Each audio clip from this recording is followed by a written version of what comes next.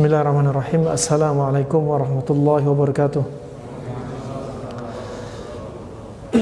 Innal hamdalillah nahmaduhu wa nasta'inuhu wa nastaghfiruh wa na'udzu billahi min shururi anfusina wa min sayyiati a'malina.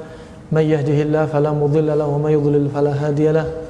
Asyhadu an la ilaha illallah wahdahu la syarika lahu wa asyhadu anna Muhammadan 'abduhu wa rasuluh. Amma ba'd.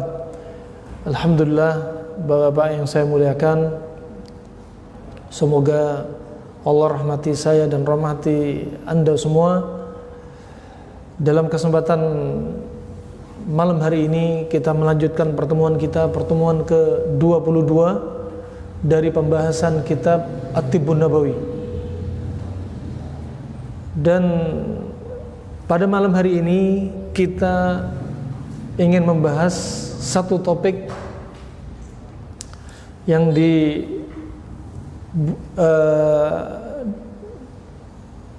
yang dibikinkan judul oleh Ibnul Qayyim rahimahullah, Faslun fi hadi sallallahu alaihi wasallam fi ilaji as-summi alladhi asabahu bi Khaybar minal Yahud, yaitu petunjuk Nabi sallallahu alaihi wasallam dalam pengobatan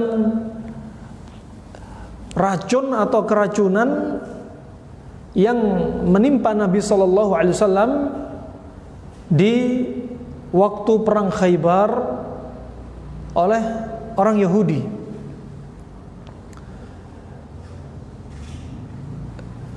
Kita ambil dari beberapa kitab terkait dengan bab ini, juga kitab yang dibawakan oleh Muhammad ibn Muflih dalam kitabnya Al-Adab Asy-Syar'iyyah. Beliau menjadikan judul Faslun fi akhbari aklihi sallallahu alaihi wasallam minasyah al-masmumah wa mu'alijati sum, ya. Bab tentang kabar dari apa yang dimakan Nabi sallallahu alaihi wasallam dari daging kambing yang sudah diracuni dan obat dari keracunan. Disebutkan oleh Ibnul Qayyim rahimahullah dari pembahasan kitab ini, juga Ibnu Muflih juga nanti akan kita sebutkan terapi-terapi racun yang disebutkan oleh Abul Husain Al-Baghdadi, ulama sekitar kurun keempat atau 400-an Hijriah. Adapun Ibnu Qayyim dan Ibnu Muflih sekitar kurun ke-7, 700 Hijriah.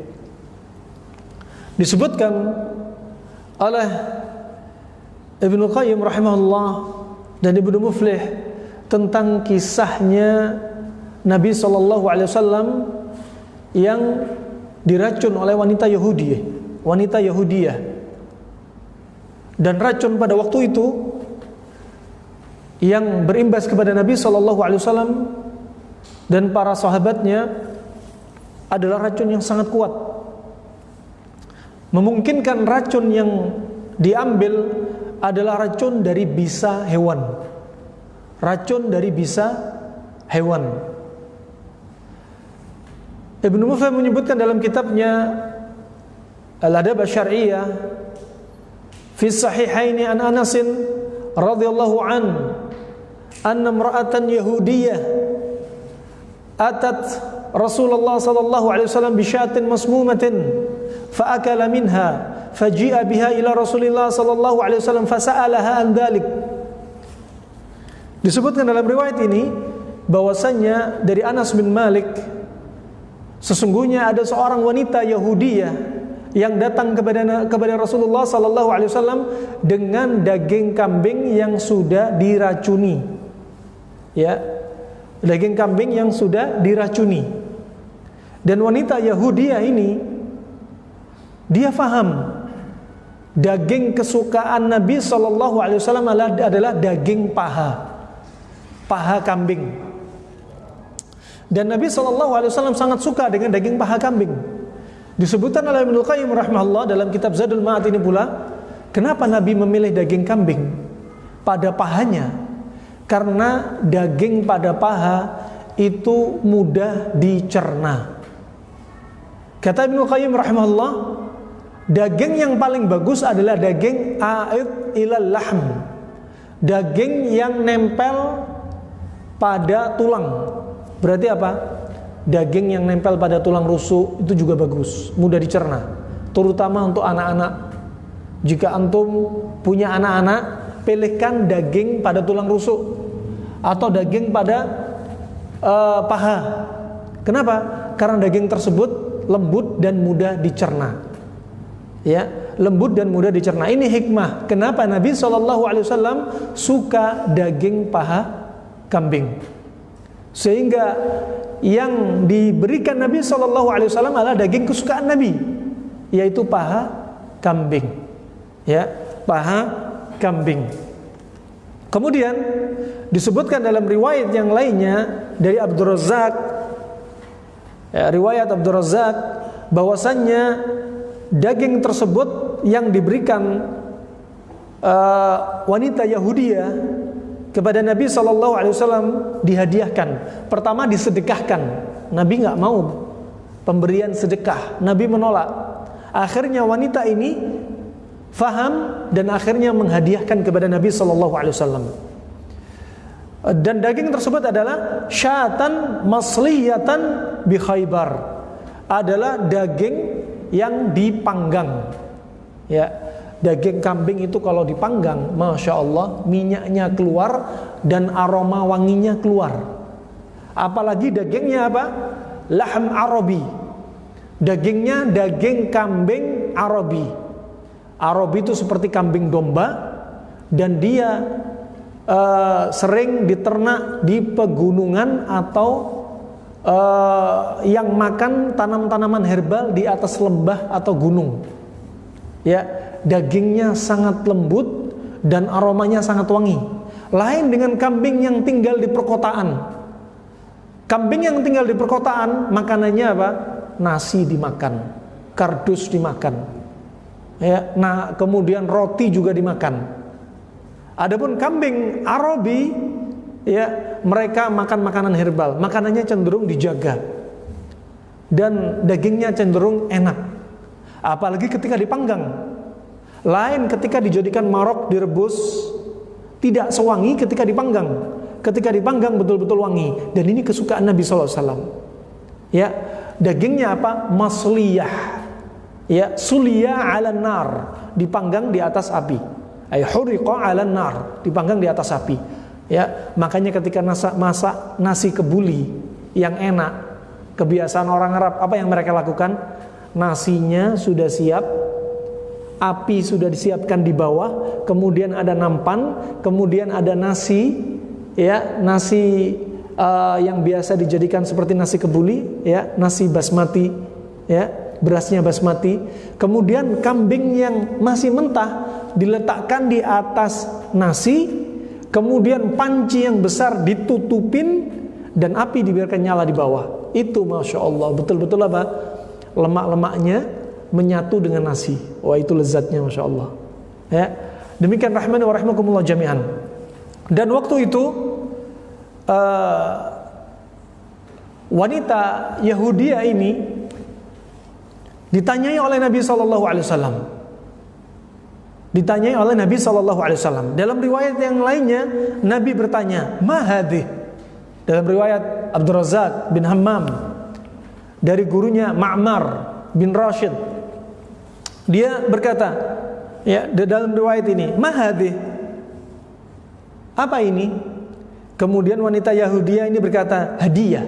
Ini hadiah." Kenapa mengatakan hadiah? Karena wanita Yahudiyah faham Nabi enggak menerima sedekah. Ya. Fa akala Nabi sallallahu alaihi wasallam wa akala sahabah. Kemudian Nabi sallallahu alaihi wasallam makan daging ini. Ya. Makan daging ini. Ya. Dan sahabat juga ikut makan. Sahabat juga ikut makan. Nama sahabat yang ikut makan adalah Bishr ibnul Bara. Bishr ibnu al-Bara. Ya, sahabat yang ikut makan. Dan waktu itu sahabat ini ikut makan, ya, beberapa suap dari daging tersebut Dan Nabi SAW mengingatkan sahabat ini dalam keadaan dia sudah terlanjur makan. Sedangkan Nabi SAW berkata, imsiku, tahan kalian. Karena ada sekitar beberapa sahabat Nabi, 2 atau 3 sahabat Nabi ikut makan daging yang sudah diracuni. Apa kata Nabi SAW? Amsiku, tahan, jangan makan. Tapi sudah ada sahabat namanya Bishr ibn al-Bara, dia sudah terlanjur makan. Kemudian thumma qala lil mar'ah, Nabi berkata kepada wanita, hal samamti hadhihi syah, apakah kamu meracuni daging kambing ini? Ya. Kemudian kata wanita Yahudiyah, apa yang dia katakan? Man akhbarak bihadza? Siapa yang mengabarkan kamu kalau daging ini sudah diracuni? Kemudian kata Rasulullah sallallahu alaihi wasallam, hadzal 'azm, tulang kambing ini yang mengabarkan kepada saya. Ini mukjizat. Ya. Beda antara karomah dan mukjizat. Kalau mukjizat itu untuk para nabi. Kalau karomah untuk wali-wali Allah. Ya. Kalau mukjizat itu ditampakkan kepada umatnya. Kalau karomah dirahasiakan, enggak usah bicara. Kalau ada karomah enggak usah disampaikan. Lain dengan mukjizat, memang ditampakkan. Nah, ini bedanya. Dan karomah untuk wali-wali Allah, untuk orang-orang soleh. Ya. Nah, dan mukjizat untuk para anbiya. Dan tulang ini mengabarkan kepada Nabi SAW dengan apa? Kehendak Allah Subhanahu Wa Taala. Mengabarkan Nabi bahwasanya daging ini sudah dikucuri, sudah ditumpahi racun. Masya Allah. Ya. Dan tulang itu ada di tangan Nabi SAW. Ada di tangan Nabi SAW. Qalat na'am, kata wanita Yahudiyah ini, iya, saya sudah meracuni daging ini. Ya. Qala lima. Kemudian Nabi berkata, kenapa diracuni? Kemudian qalat aradtu in kunta kadiban ay yastariha minkan nas wa in kunta nabiyan lam yadurrak. Ya, kata wanita Yahudiyah ini apa? Aku ingin jika engkau ini adalah seorang pendusta, maka manusia biar tenang dari gangguan kamu, kedustaan kamu. Ini kata wanita Yahudiyah. Kemudian wa in kunta nabiyyan lam yadurrak. Jika kamu adalah seorang nabi, tentunya tidak akan membahayakan dirimu. Ini kata wanita Yahudiyah. Ya, dan disebutkan dalam riwayat yang lainnya bagaimana kisahnya wanita Yahudiyah ini selanjutnya. Ya, tadi sahabat tadi yang namanya Bishr ibn al-Bara, dia sudah terlanjur makan. Dan seketika itu sahabat meninggal, wafat langsung. Disebutkan oleh kedokteran Arab klasik di masa lalu, kenapa sahabat ini meninggal? Ternyata racun yang sudah dikucurkan tadi membuat pembuluh darah jantung, dari jantung, pembuluh darah aorta, pembuluh darah yang paling besar di dalam tubuh ini langsung pecah. Subhanallah, dahsyatnya racun itu. Ya, ternyata di zaman Nabi sudah ada racun yang sangat mematikan. Ketika itu pula, ya, dalam waktu yang cepat sahabat Nabi langsung meninggal, wafat. Adapun Nabi SAW gak wafat. Kenapa? Pertama dengan kehendak Allah. Ya. Kedua, Nabi langsung apa? Terapi. Terapi apa? Mengeluarkan racun. Apa itu? Akan kita sebutkan setelahnya. Disebutkan tentang nasib wanita Yahudiyah ini. Ya. Sebagian ulama menyebutkan wanita itu adalah Zainab bintul Harith. Namanya wanita ini Yahudiyah tadi Zainab bintul Harith. Ya. Ada yang mengatakan di antaranya pendapat Az-Zuhri bahwasanya wanita Yahudiyah ini kemudian masuk Islam dan dibiarkan dia hidup. Dan ada yang menyebutkan yang lainnya, ya, disebutkan seperti yang disampaikan oleh Ma'mar bin Rashid, ya, bahwasanya Nabi SAW membunuh wanita Yahudiyah ini. Setelah apa? Setelah sahabat ketahuan meninggal, wanita ini dibunuh. Ya, sebagaimana dinukilkan dari Ibnu Sahnun ya, ijma' ahlul hadis bahwasanya Nabi telah membunuh wanita ini setelah ketahuan sahabat tadi wafat.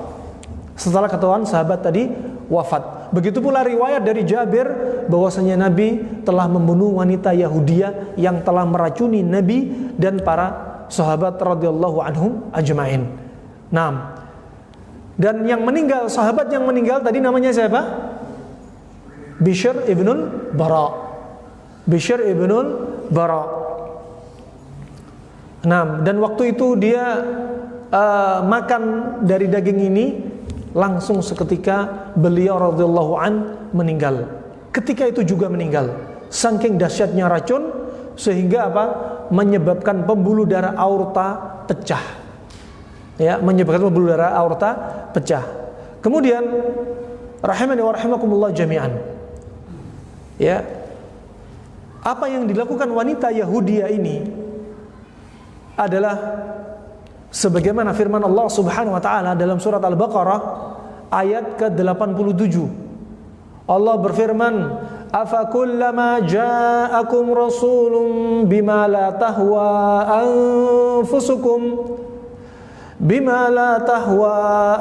anfusukum istakbartum fafariqan kadzdzabtum wa fariqan taqtulun."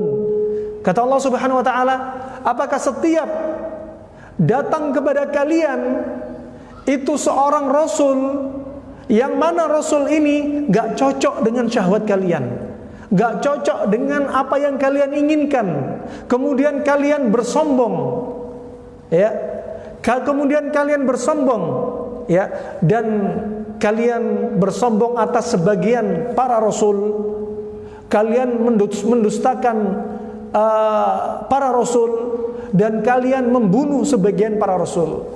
Dan ini mereka ingin membunuh Nabi sallallahu alaihi wasallam. Mereka ingin membunuh Nabi sallallahu alaihi wasallam. Kemudian apa yang dilakukan Nabi sallallahu alaihi wasallam ketika sudah teracuni? Nabi sempat makan, berarti racun masuk pada Nabi. Dan sahabat, beberapa sahabat juga ikut makan.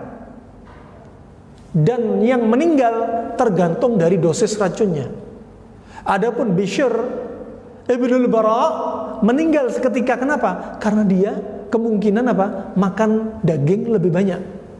Sahabat yang lainnya tidak sampai meninggal karena dia tidak sebanyak makan apa yang sudah dimakan Bishr ibnul Bara.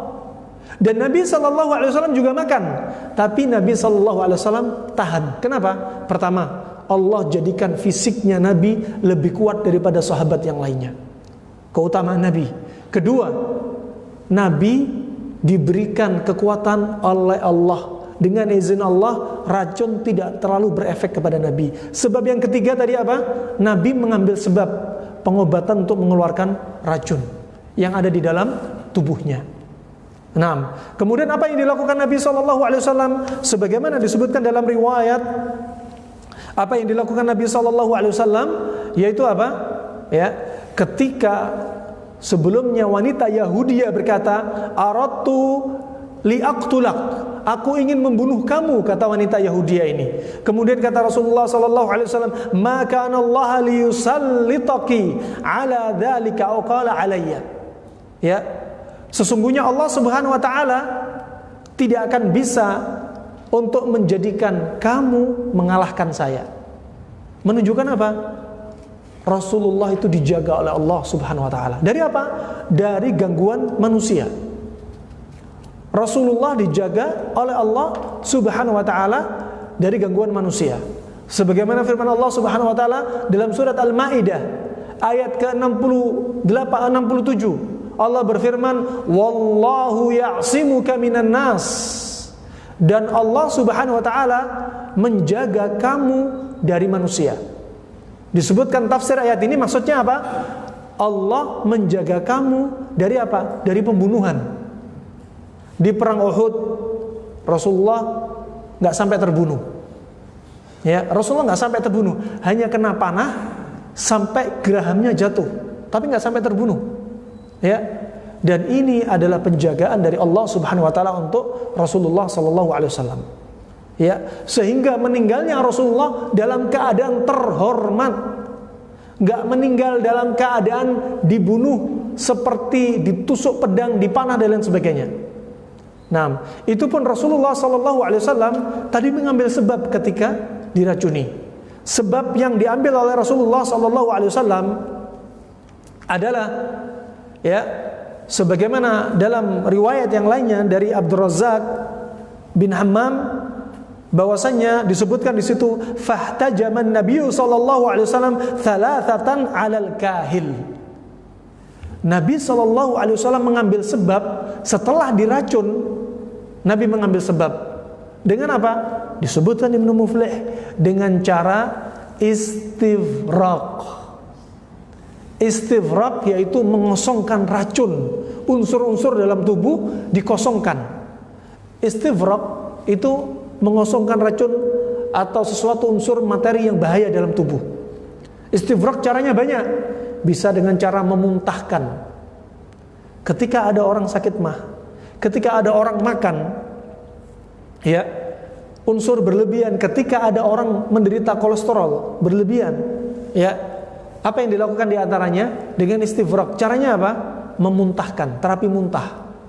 Terapi muntah diantaranya untuk apa? Menjernihkan dan menguatkan pandangan mata, meringankan perut, untuk menguatkan lambung. Banyak sekali manfaatnya untuk mengeluarkan racun. Dengan cara apa? Misalkan dengan cara merangsang ufula, anak lidah. Bahasa Jawanya indil-indil. Dirangsang untuk dimuntahkan. Itu juga istifraq. Istifraq berikutnya dengan apa? Istitlaq al-batn. Istitlaq al-batn, misalkan minum semacam herbal yang dengan herbal ini membuat dia diare. Dikeluarin. Misalkan dia makan daging yang sifatnya racun, bisa dimuntahkan, bisa minum herbal yang apa? Membikin dia diare. Jadi di usus belum sempat pembuluh darah di sekitar usus untuk menyerap unsur racun, langsung dibikin diare. Itu juga terapi istifraq. Adapun yang dilakukan Nabi SAW, terapi istifraq yang dilakukan Nabi SAW adalah dengan apa tadi? Hijamah, bekam. Cara yang berikutnya mengeluarkan racun dengan dibekam. Kenapa? Racun sudah terlanjur dimakan, kemudian di usus diserap dari pembuluh darah di usus, kemudian lari juga ke ginjal, lari ke seluruh tubuh, sampai lari ke jantung. Ini yang membahayakan. Sehingga Nabi cepat-cepat pakai cara terapi istifraq, yaitu dengan cara yang ketiga diantaranya dengan cara berbekam. Disebutkan dalam riwayat ini Nabi SAW berbekam thalathatan, 3 kali, alal kahil, di kahil, titik kahil. Ya, di sini 3 kali bisa diartikan apa? Sedotan pertama, sedotan kedua, sedotan ketiga, 3 kali sedotan. Ya, dilakukan pada titik kahil. Wa amara ashabahu ayahtajimu fahtajamu famata ba'duhum. Dan Nabi SAW memerintah para sahabatnya yang ikut makan untuk juga berbekam. Tapi sebagian lainnya nggak terselamatkan. Sebagian sahabat meninggal. Kenapa? Sudah terlambat. Terlambat kenapa? Ima waktunya terlambat, ima racun yang dimakan sudah terlalu banyak, sudah terlalu numpuk, sehingga apa? Efeknya lebih cepat. Nah, efeknya lebih cepat. Dan hadis ini walaupun sanadnya lemah, tapi dia punya syawahid. Jadi hadis ini bisa menjadikan dalil hasan li ghairi, naik menjadi hasan li ghairi. Ya. Tayyib.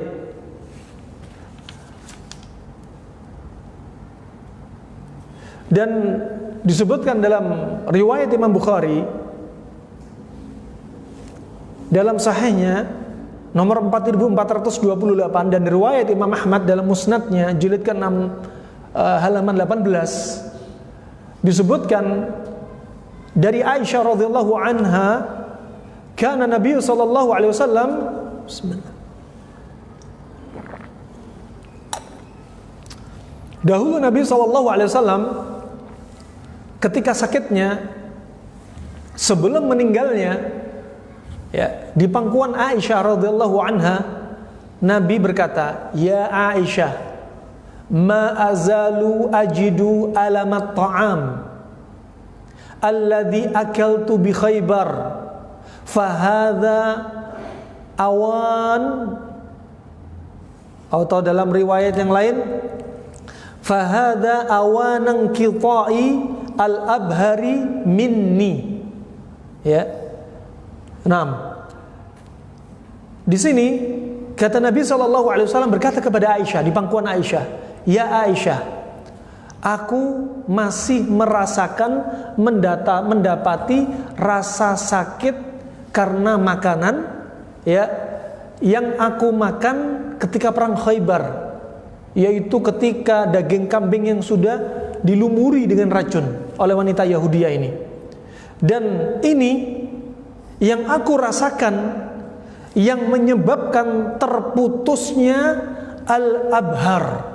Al-abhar yaitu pembuluh darah aorta. Minni, pembuluh darah aorta yang ada padaku." Ini Nabi mengatakan apa? Dan ini karena racun daging ini menyebabkan terputusnya pembuluh darah aorta. Subhanallah.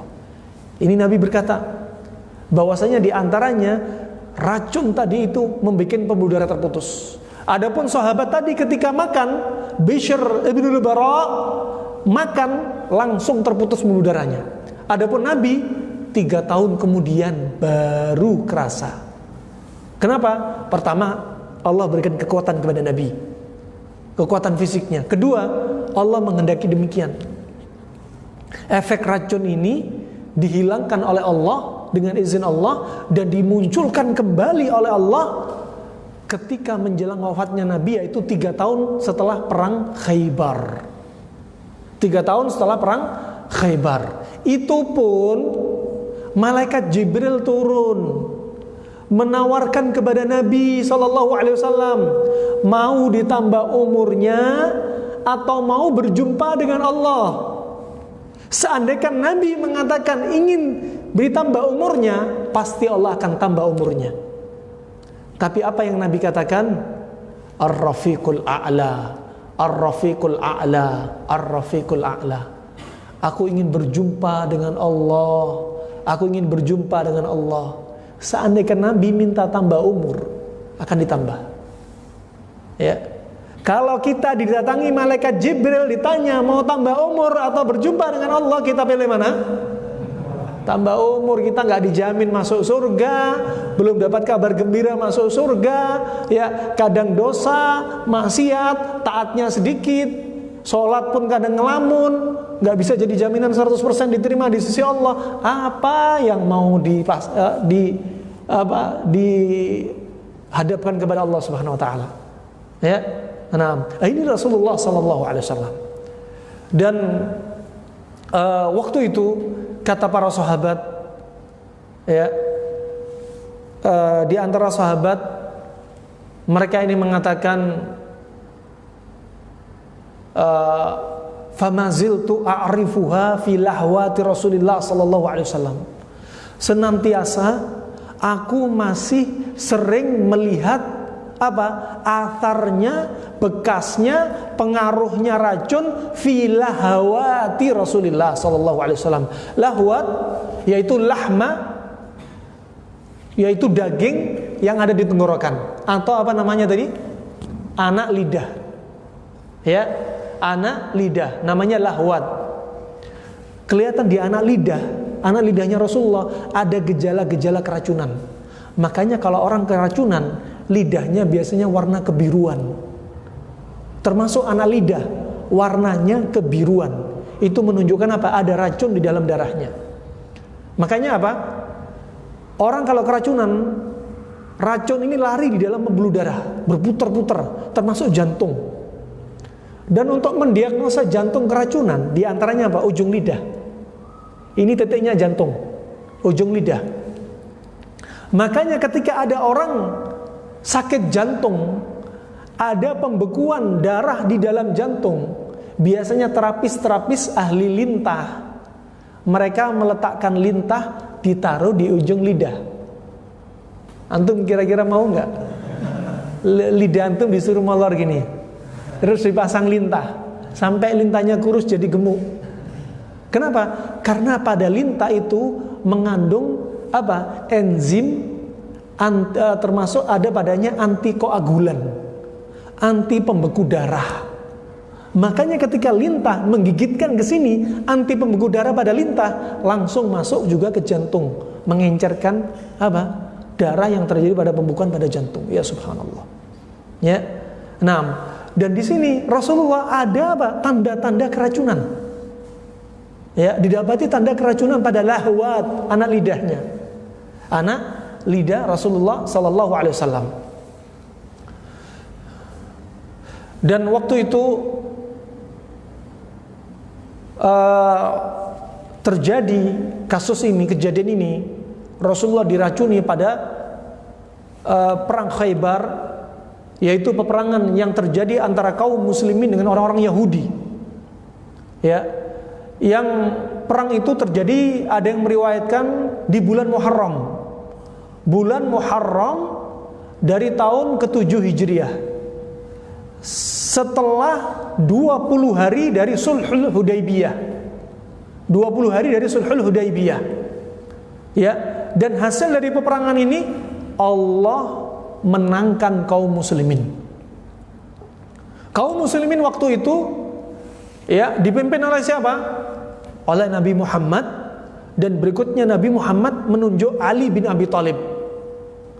Pada kasus Khaybar ini ada momen dua mukjizat Nabi SAW. Pertama, Ali bin Abi Thalib waktu itu asabahu ramat, kena konjungtivitis, sakit mata. Biasanya ramat atau konjungtivitis gejalanya apa? Matanya gatal seperti ada pasir. Ya, kalau dikucek sini, kemudian ngucek ke sebelahnya bisa nular. Dan waktu itu Ali bin Abi Thalib merasakan matanya betul-betul nggak bisa difungsikan, sehingga nggak bisa ikut perang. Dan Nabi SAW menunjuk Ali bin Abi Thalib untuk memegang bendera perang. Ya, waktu itu Ali dipanggil dan Nabi apa itu an-nafath, yaitu meludahi matanya Ali bin Abi Thalib.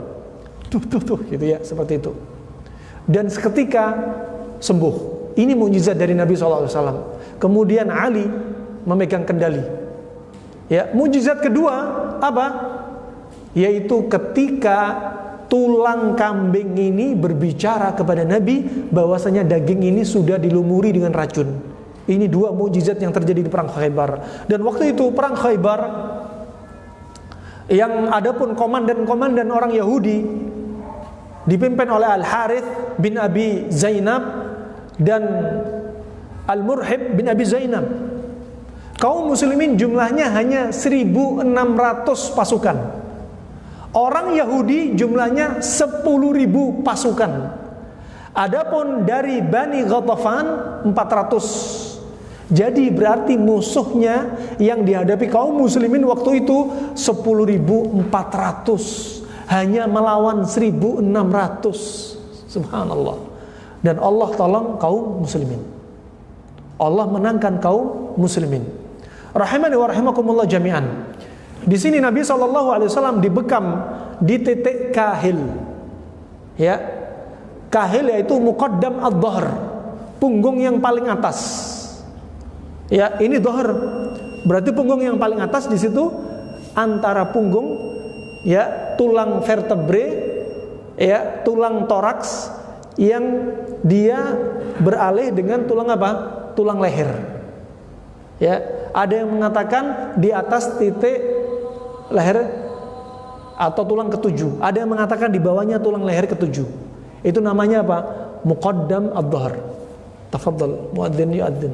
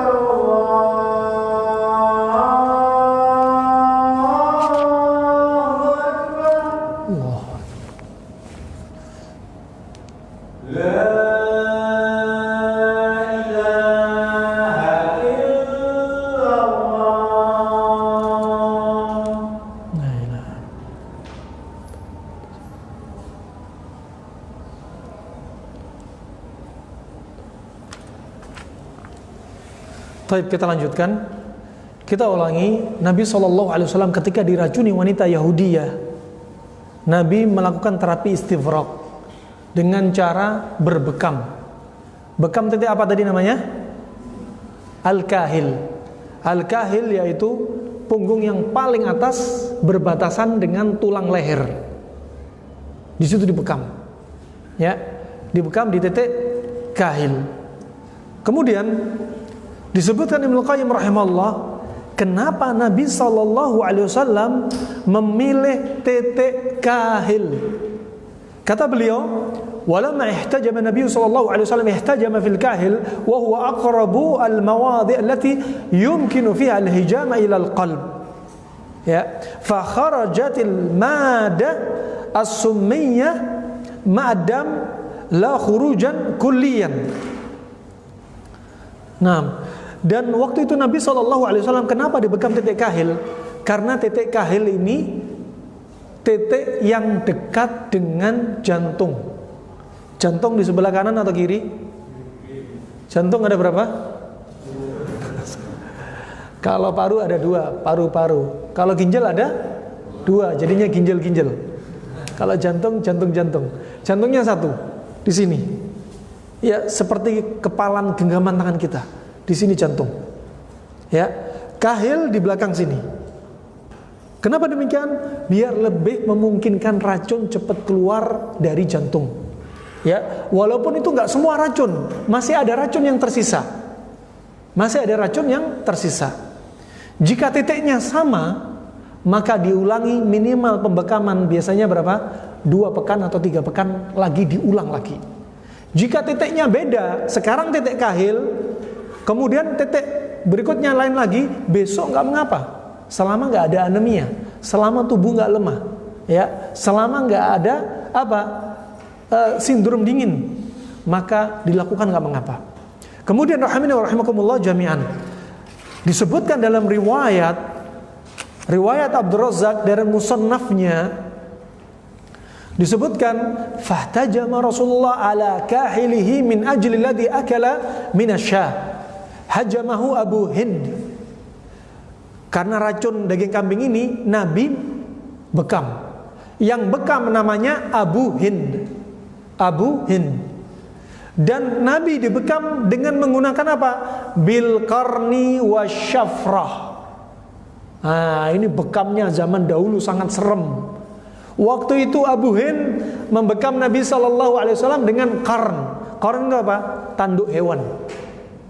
Katakan tanduk sapi. Wasyafrah. Syafrah itu apa? Pakai pedang. Disedot dulu, tanduk ini ujungnya dipotong, kemudian disedot. Setelah disedot ditutup. Tujuannya apa? Tujuannya untuk mengangkat kulit dan darah. Ada cara kedua, tidak menutup kemungkinan, cuma di sini nggak dijelaskan. Cara kedua bisa jadi pakai api, kemudian ditutupkan tanduk, kemudian kulitnya tersedot. Kemudian saya tanya pakai apa? Pakai pedang, ya, atau pakai pisau. Kalau zaman sekarang masih mending pakai pisau bedah, bisturi. Zaman lalu pisaunya daging nih. Nah, dicincang-cincang, kulit itu disayat. Dan ini bekam yang paling bagus adalah apa? Dengan syartoh, dengan sayatan, bukan dengan tusukan jarum, bukan. Pakai jarum rata-rata setelah dibekam ada titik-titik biru. Kedua, malam hari gatal-gatal. Kenapa? Nusuk saraf. Kalau bekam pakai pisau sebenarnya lebih bagus. Kenapa? Karena yang dibekam itu sebenarnya hanya epidermis, tepi kulit, hanya tepinya saja, nggak sampai nusuk saraf. Dan yang keluar darah kotor. Nah, ini yang paling bagus. Ya, ini yang paling bagus. Artinya apa? Nggak makruh, nggak haram kalau pakai jarum. Seperti pada orang yang mengalami obesitas, ya, kebanyakan mereka pakai pisau nggak keluar, sehingga butuh jarum biar lebih dalam, sehingga keluar darahnya. Tapi efeknya nanti gatel di malam harinya. Nah, kemudian rahimakumullah, di sini dalil ternyata mereka pakai tanduk dan pakai pisau. Pakai tanduk, pakai pisau. Nah, adapun hadis Nabi yang sallallahu alaihi wasallam katakan kasbul hajjam khabith. Penghasilan upah bekam itu adalah khabith, jelek. Jangan difahami berarti upah bekam itu haram. Jangan, nggak ada yang memahami upah bekam itu haram. Seperti apa? Athum, thum dan basal, bawang merah, bawang putih itu juga khabith apa enggak? Khabith, ya, jelek. Apakah berarti bawang merah, bawang putih itu haram? Enggak haram. Ya, maka jangan haramkan upah bekam. Enggak ada yang mengartikan para ulama salaf upah bekam itu haram. Ya, dikatakan khabith sebagaimana pendapat Syekh kami, Syekh Abdul Al-Mar'i, ketika kami tanya, apa artinya khabith? Pertama, khabith dulu profesi bekam dulu dilakukan oleh siapa? Para budak. Ya, maula. Ya, budak yang kadang ada yang sudah dibebaskan, seperti Abu Hind. Kedua, profesi bekam waktu itu pakai apa? Pakai tanduk, kadang diisep, disedot, kadang darahnya masuk ke mulut. Makanya apa? Jelek. Ya.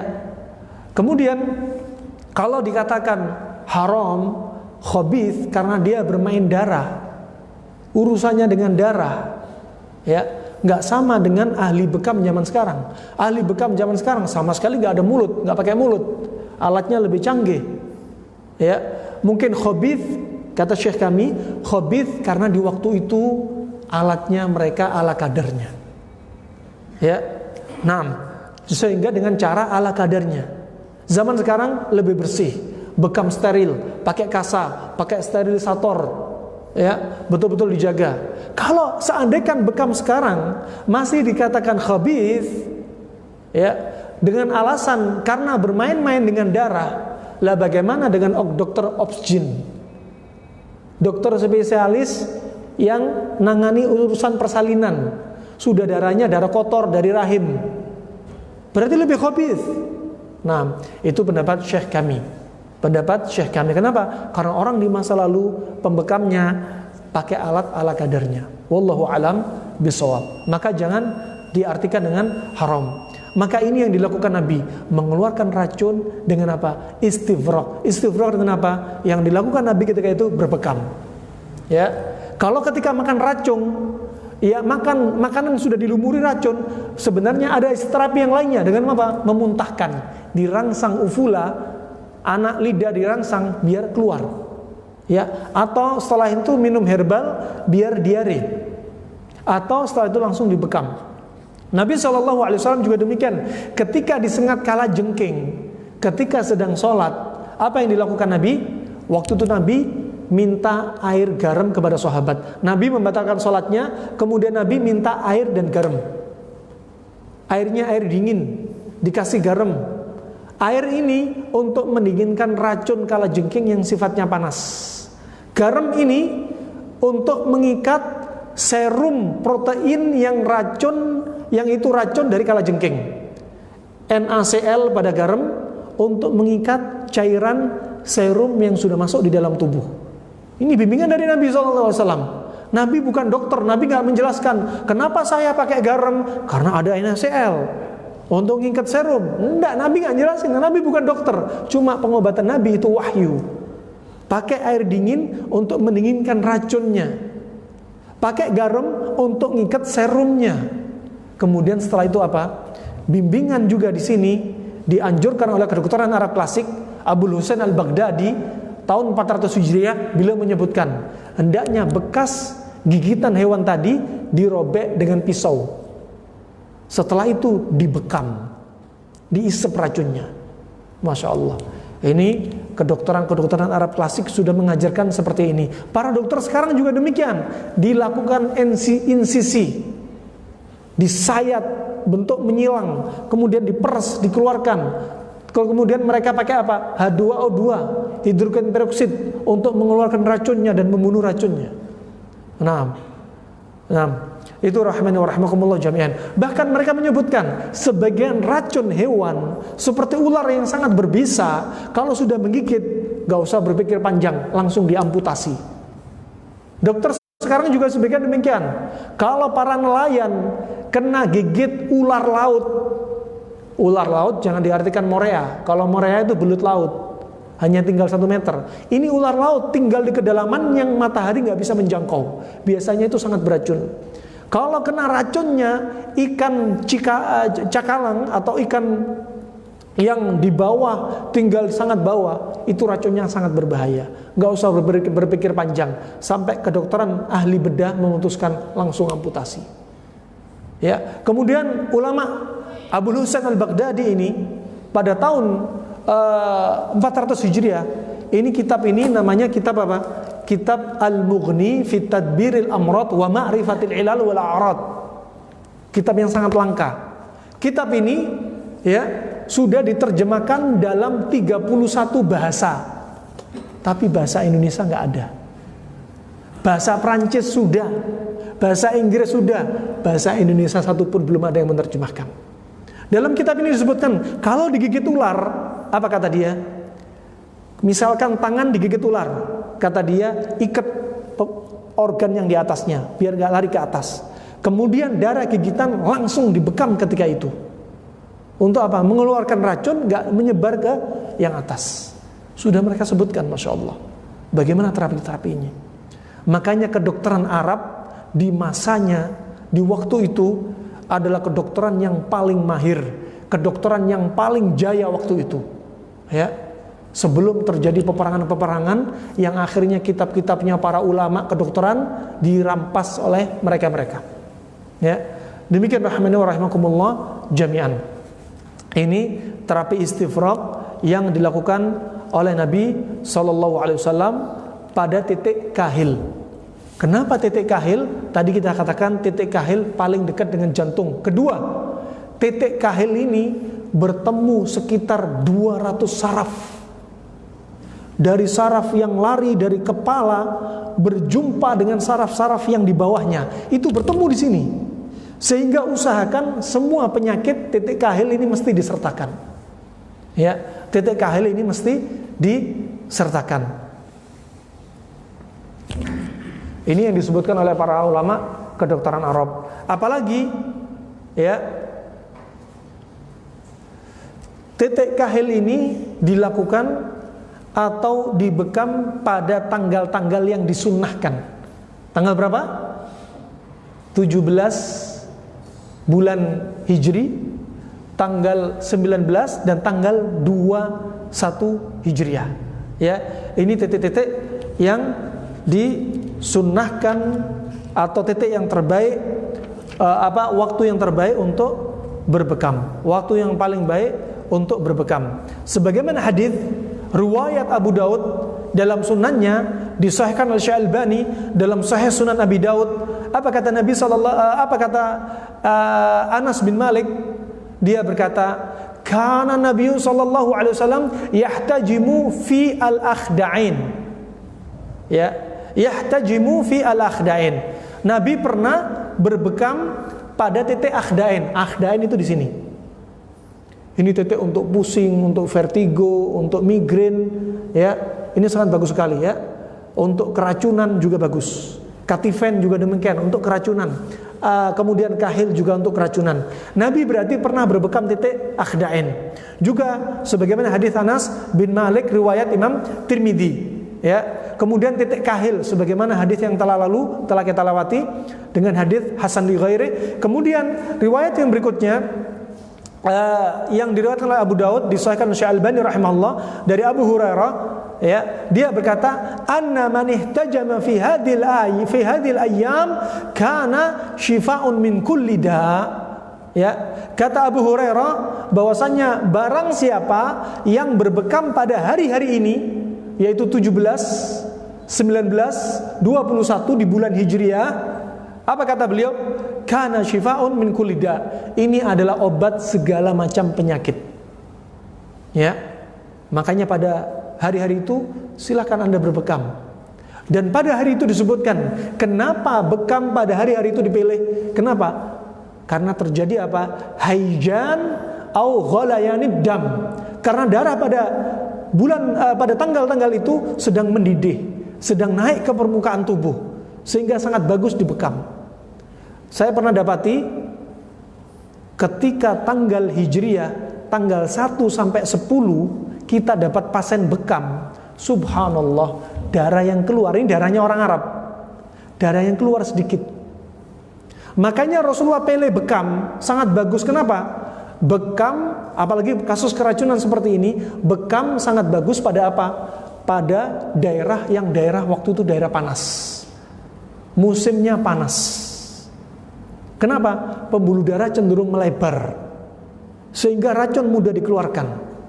Adapun untuk daerah yang dingin, katakan di negeri kita pas musim dingin atau musim hujan, bekam, kata Ibnu Qayyim, ya, bekam pada waktu yang dingin kurang efektif.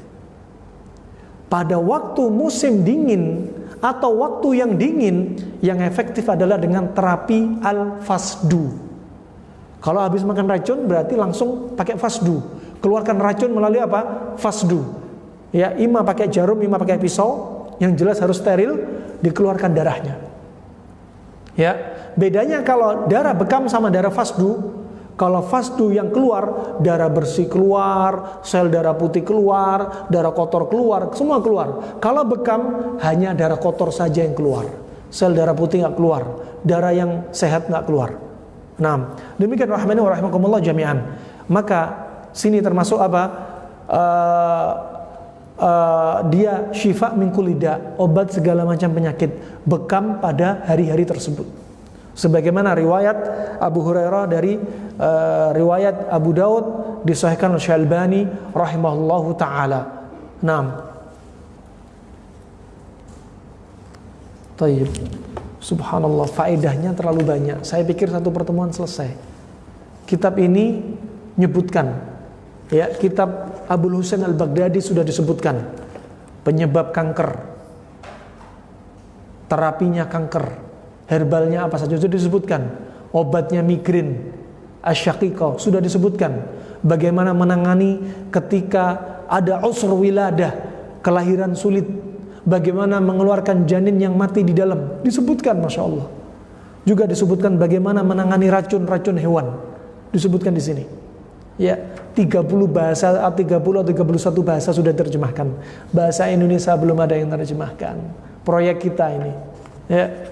Nah, gimana nih? Kayaknya cukup aja ya? Cukup aja ya? Ini masih ada faedah sedikit sebenarnya.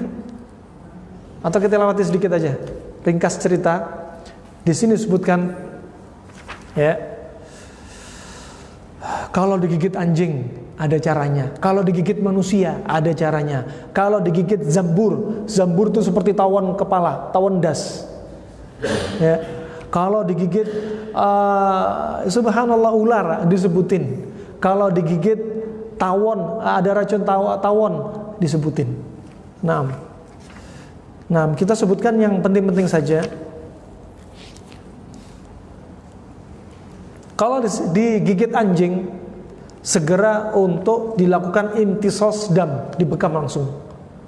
Ya, dilakukan dengan pembekaman kalau digigit anjing. Kemudian bisa dilakukan dengan dikompres pada lokasi gigitan anjing dengan apa? Dengan bawang merah dan bawang putih ditumbuk. Kemudian dikompreskan. Ya, dia juga sebagai antiseptik. Nah, kemudian berikutnya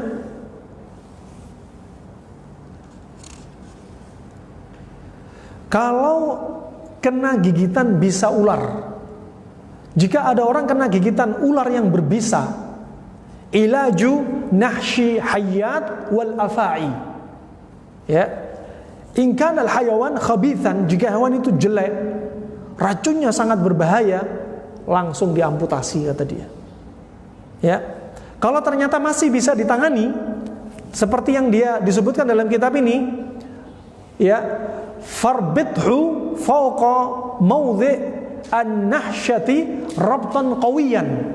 Ketika ada misalkan digigit di tangan, maka organ di atasnya diikat dengan kuat. Kemudian apa? Wamna'hu minan nom. Dia nggak boleh tidur. Jangan sampai tidur. Diikat dengan kuat, nggak boleh tidur. Waj'al mahajim alaihi ba'da syart. Kemudian bekam setelah dilakukan sayatan. Dikeluarkan racun itu, diikat di atasnya, dibekam. Kalau di kampung saya, biasanya mereka pakai dua cara. Sudah kita sebutkan sebelumnya. Kalau ada ular berbisa gigit, di kampung kita apa yang dilakukan? Ular itu dikejar sama orang lainnya, temannya, dikejar sampai dapat, ekornya dipotong, kemudian ekornya ditempelin ke bekas gigitan. Setelah itu sembuh dengan izin Allah. Ya, tapi pernah kita tanya kepada sebagian syekh, tidak boleh, haram. Kenapa? Karena darahnya ular bakal masuk ke pembuluh darah kita. Tidak boleh. Ya, ular ini kalau sakit dia melilit, ekornya digigit sendiri. Kenapa? Karena penawarnya ada di ekornya. Ya, tapi kalau cara ini nggak boleh, berarti ada cara yang lain yang diperbolehkan. Kebiasaan orang-orang yang mencari ular di malam hari jam 1, jam 2, kalau orang cari katak, ya sudah sasarannya ular. Ya, sasarannya ular. Mereka ini kalau digigit ular, apa yang mereka lakukan? Permisi, pakai katak hijau yang kulitnya tebal itu. Katak diletakkan di bekas gigitan. 7 ekor katak. Dosisnya 7 katak. Ya.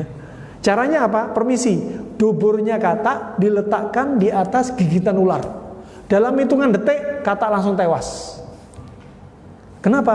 Duburnya tadi ngisep racun. Dan katak itu adalah makanannya ular. Pernah kita tanya kepada seorang syekh, kita tanya, bukankah membunuh katak itu nggak boleh? Ya, nggak boleh kita membunuh katak. Ya, juga demikian, makan katak, sesuatu yang haram untuk dibunuh, berarti sesuatu yang haram itu nggak boleh dimakan. Karena kalau dia dimakan, ya mesti mati. Ya kan? Makanya membunuh katak nggak boleh, makan katak juga nggak boleh, haram. Ya. Kemudian apa kata jawabannya syekh ini? Karena nyawa manusia lebih mahal dari nyawa katak, nggak apa-apa. Sehingga duburnya diletakkan.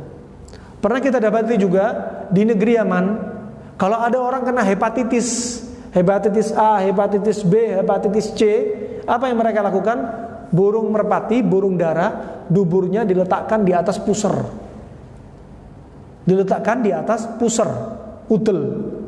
Ya. Dalam hitungan detik, burung ini langsung tewas. Dan subhanallah, kalau hepatitis A, hanya berapa burung sudah sembuh dengan izin Allah. Ya. Dan adapun terapi di sini apa? Diikat, kemudian disayat, lokasi gigitannya dibekam, disedot. Ya, disedot. Nah, kalau enggak dengan cara difasdu wa afsadahu.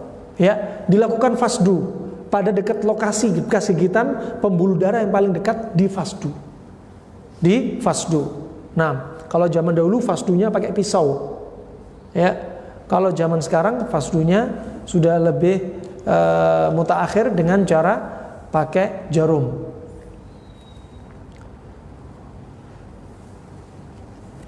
Baik, berikutnya untuk orang yang keracunan kena gigit ular tadi, dia diminumi dengan saman wal asal.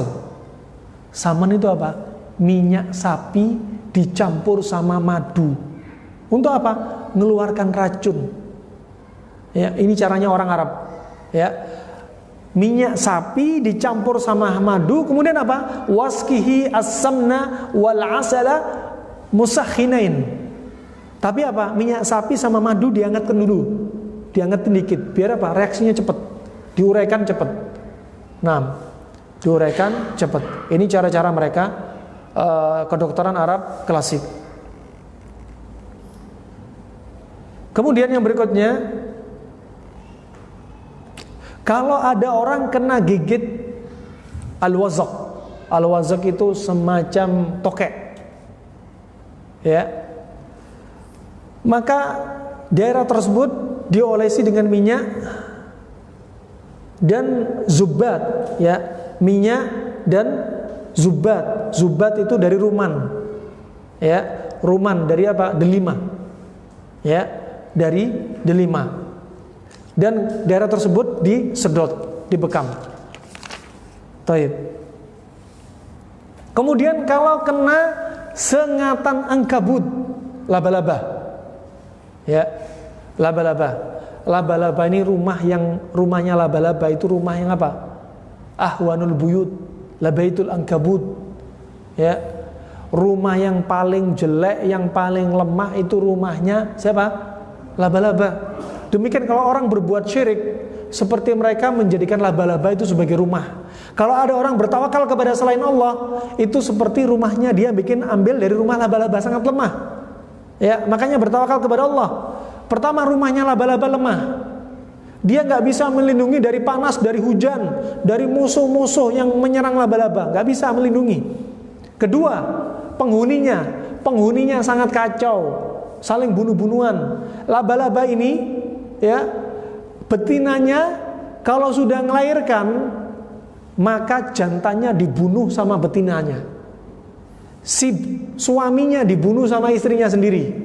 Kemudian laba-laba kalau sudah punya anaknya sudah agak besar, anak-anaknya rame-rame bunuh ibunya sendiri.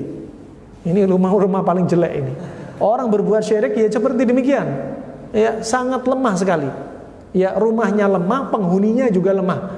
Ya, penghuninya juga lemah. Kalau orang kena sengat laba-laba, apa yang dilakukan? Bil inghimasi fil ma'il har, dimasukkan ke dalam air yang panas. Ya, dimasukkan ke dalam air yang panas. Kemudian apa? Dikompres setelah itu dengan mur. Mur itu aloe veranya Arab. Makanya dinamakan mur, kenapa? Karena pahit. Ya, dikompres dengan apa? Mur, aloe vera di sana ada yang cair, ada yang seperti batu. Kalau di Indonesia ada. Di Indonesia ada dijual di toko-toko herbal tradisional, di pasar itu dijual. Ya, nanti itu mur itu kalau bentuknya seperti batu, di Indonesia seperti batu yang cair, nggak ada. Diambil, kemudian campur dengan air panas, dia akan meleleh.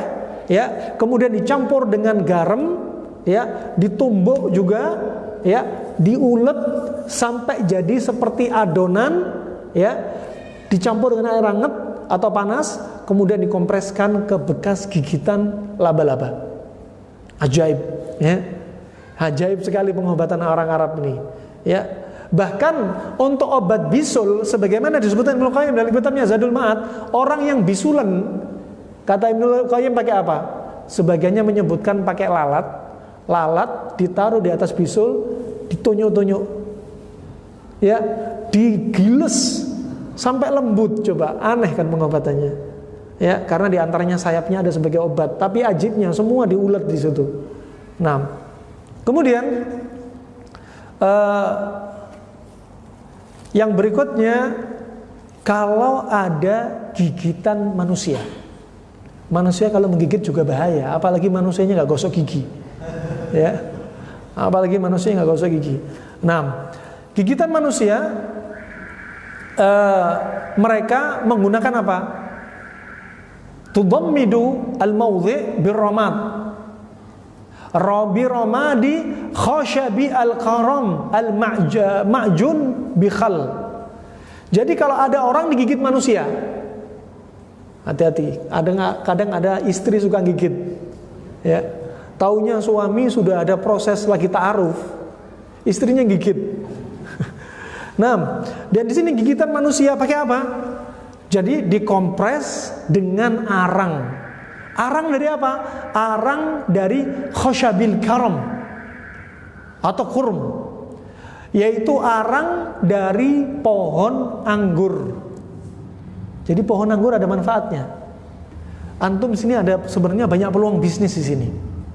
Antum kalau lihat banyak produk-produk dari Thailand, dari Filipina, ya, dari Vietnam, apa rata-rata kosmetik pemutih wajah. Biasanya sering beli itu ibu-ibu. Mau pakai glowing wajah.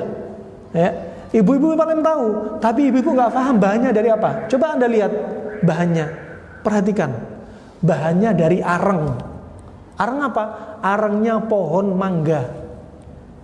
Sebenarnya antum kalau mau buka proyek ekspor pakai apa?